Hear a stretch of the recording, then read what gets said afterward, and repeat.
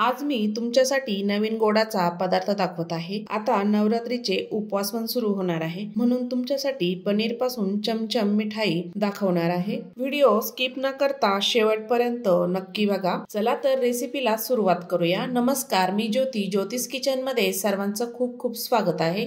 चमचम बनवण्यासाठी मी इथे 200 ग्रॅम पनीर घेतला आहे। हे पनीर मी घरच्या गाईच्या दुधापासून बनवलेलं आहे। 2 लिटर दूध होतं, ते फाटलं होतं, त्यापासून मी हे पनीर बनवलं। पनीर आपल्याला संपूर्ण स्मॅश करून घ्यायचं आहे।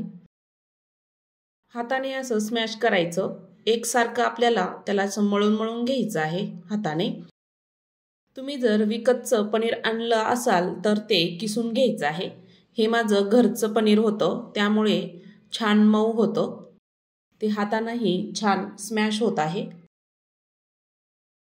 ह्या पनीरमध्ये जास्त प्रमाणामध्ये मलाई होतं, त्यामुळे जास्त ऑइली आहे।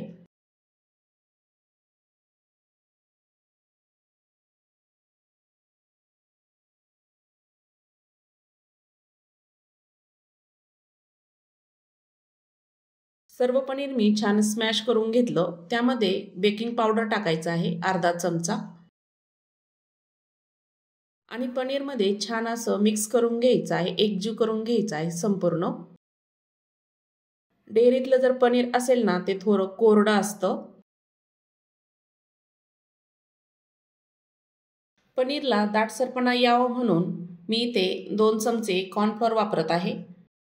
तुम्हाला जर हे उपवासाला बनवायचं असेल तर अरारोट पावडर 2 चमचे वापरायची, आणि छान मिक्स करून घ्यायचं आहे, एकजीव करून घ्यायचं संपूर्ण असं। त्याऐवजी तुम्ही 2 चमचे मैदाही वापरू शकता।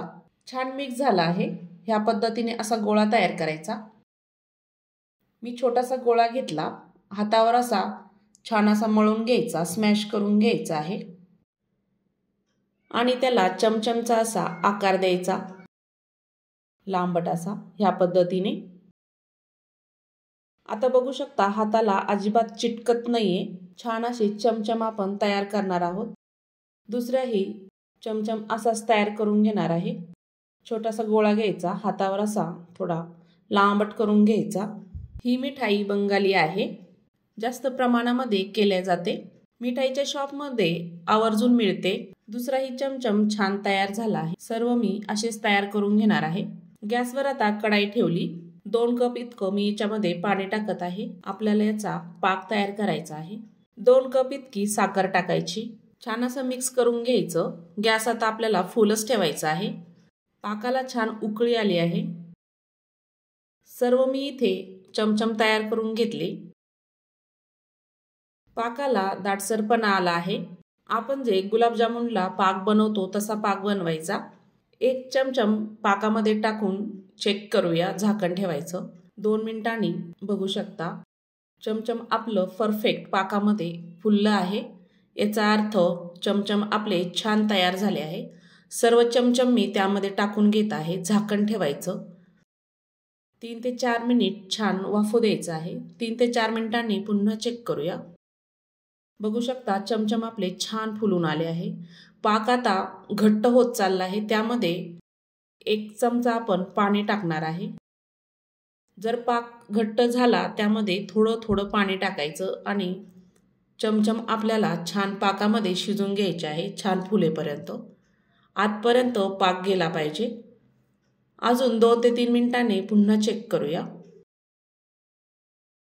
चमचम बघू शकता मस्त फुलले आहे, आणि पाक पण घट्ट झाला आहे।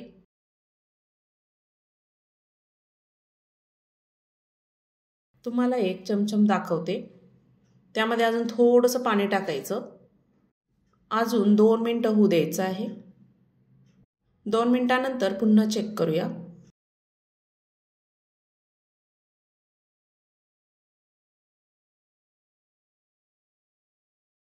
छान तयार झाले आहे। चमच्याने तुम्हाला 1 चमचम दाखवते। गॅस आता बंद करायचा, आणि संपूर्ण हे थंड होऊ द्यायचं आहे। थंड होण्याची वाट बघूया। चमचम आता संपूर्ण थंड झालं।